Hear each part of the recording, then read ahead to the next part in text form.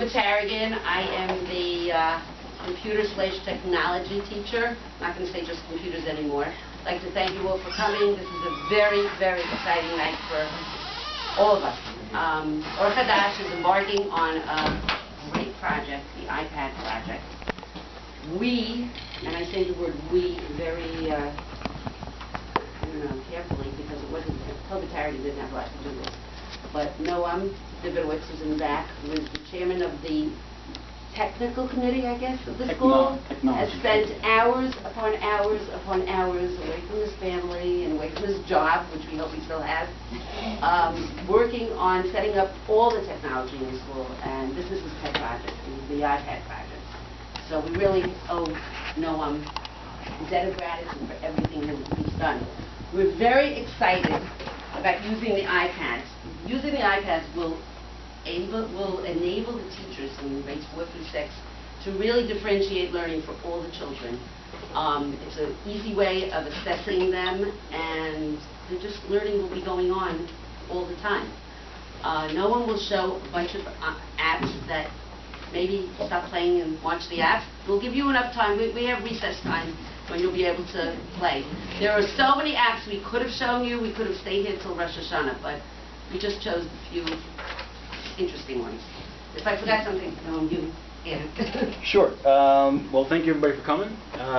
There really are just a few apps that we want to try to show. Again, it's really just a pretty small sampling of what we hope to do, but gives a nice general idea of what we're trying to do.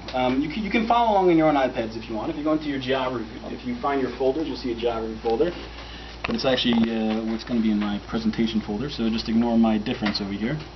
And you can see Google Earth is actually a very exciting app. We're actually focusing on a lot of free apps, both because there are a few technical reasons, but it does help keep costs low, but also there are just so many things available to really make this great. So you see over here, this is Google Earth.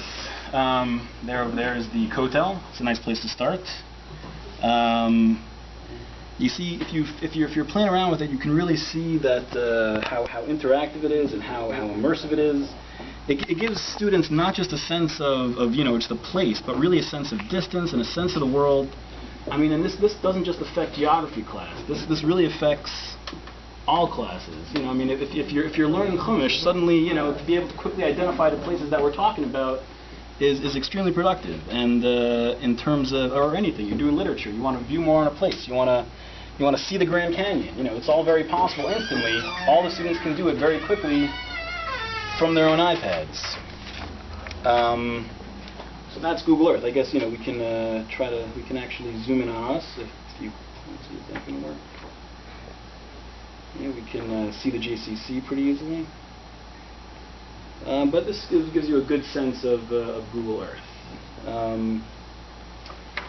Let's see, another app which is very exciting is if you go into your science folder, you'll see it's called Solar Walk.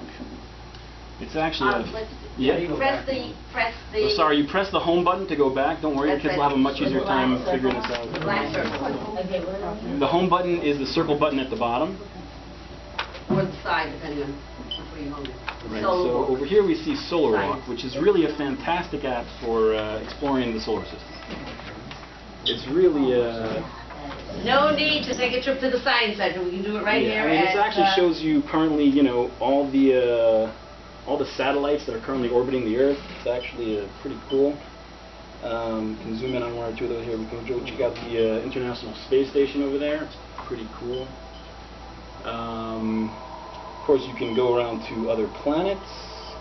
Let's go check out Jupiter's always, good this time of. Really gives them a sense of the distance between the planets, how they all orbit, and you can really speed up time to really get a good sense of how these items are orbiting also.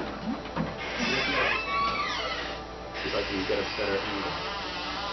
There we go. So yeah, I mean, you can see, right now I'm kind of zooming forward in time. Of course, I can stop time and reverse time and do all sorts of things to really understand it.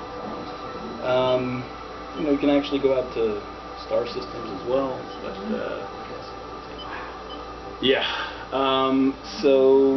and you can zoom in again.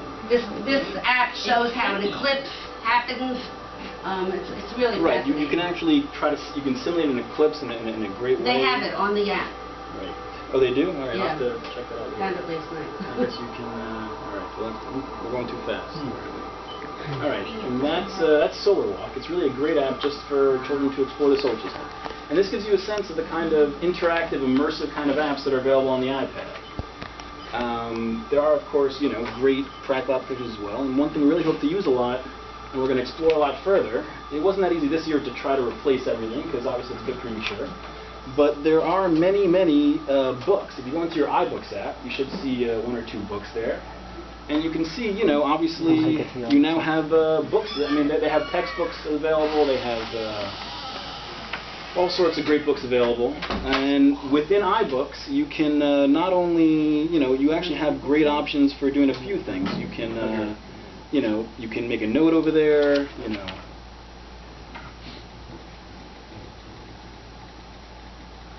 you can actually look up words like venturing. What does that word mean? You can look that up and it'll tell you right there. What it means. It changes the whole nature of how a book and how books function in the classroom, and hopefully at home as well.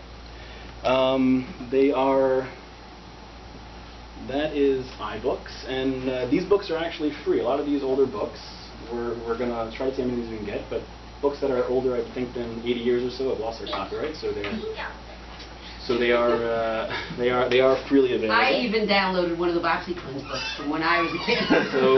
So it's great that this kind of stuff is available. There's also another web there. There's CK12. That's a project creating free textbooks that are in this kind of digital format, which is also something we're exploring to use as well.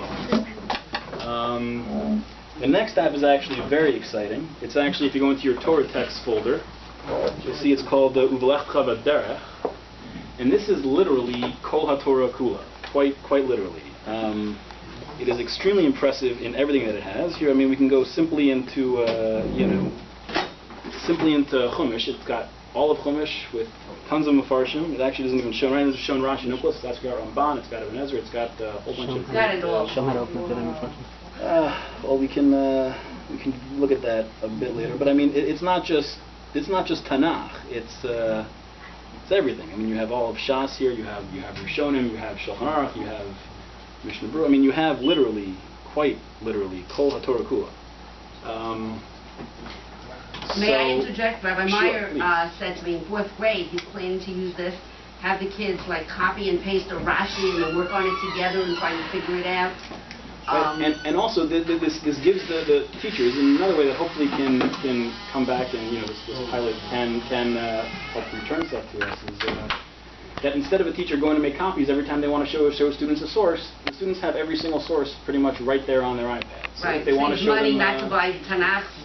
potentially that. I mean, of course, the point isn't to replace the Chumash. We're not saying that kids are only going to learn out of this, but this is a great addition to the class and can certainly help in a lot of ways. If you want to quickly show a halacha, if you want to quickly do anything, the students have it right at their fingertips immediately. Everything. Let's see.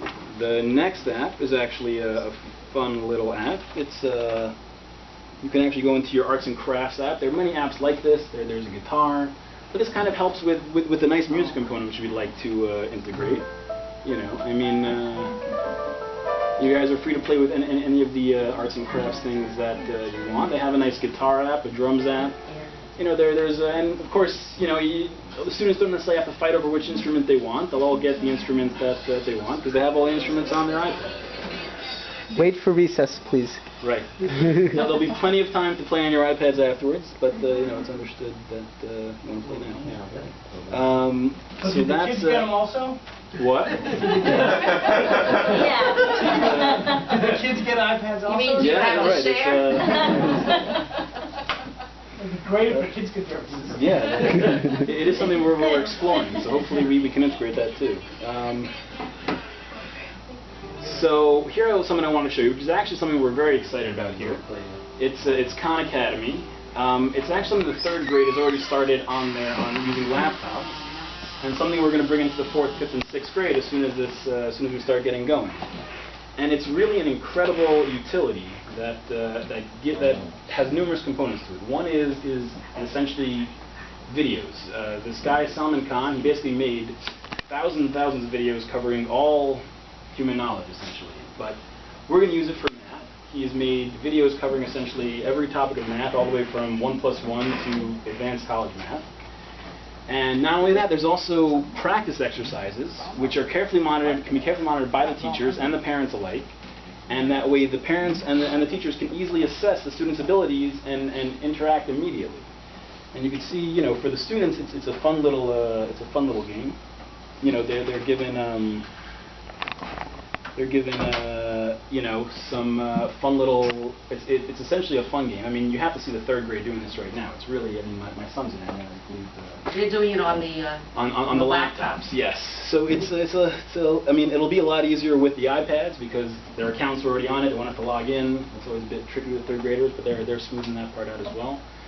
And you see over here, you know, you can put in a wrong answer, and it'll tell you you're wrong. You put in the right answer, and it'll tell you you're right. That's right. No? No. That's 116. I'm okay, so 116. I don't do this for a living or anything.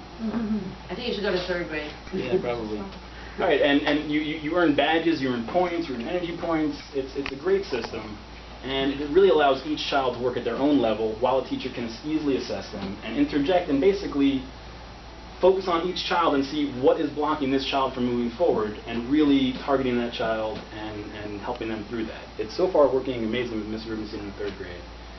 And we're really excited about incorporating it elsewhere. And the Khan Academy is also free, which is a good price as well.